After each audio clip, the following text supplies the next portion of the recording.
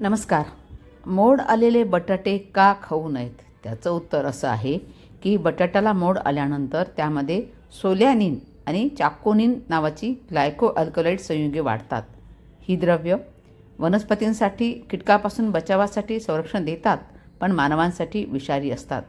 ही विषारी द्रव्य बटाट्याच्या हिरवट भागामध्ये आणि मोडामध्ये अधिक असतात.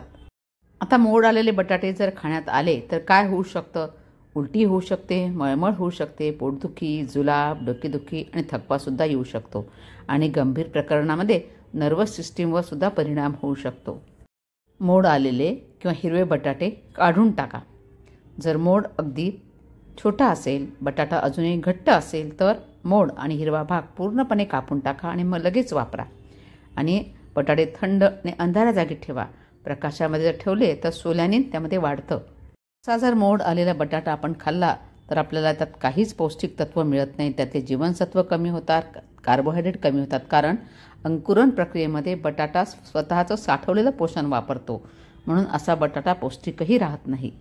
म्हणून मोड आलेले हिरवे किंवा मऊ बटाटे खाणं टाळलं पाहिजे. हे चवीलाच चांगले नसतातच, पण आरोग्यालाही हानिकारक ठरू शकतात.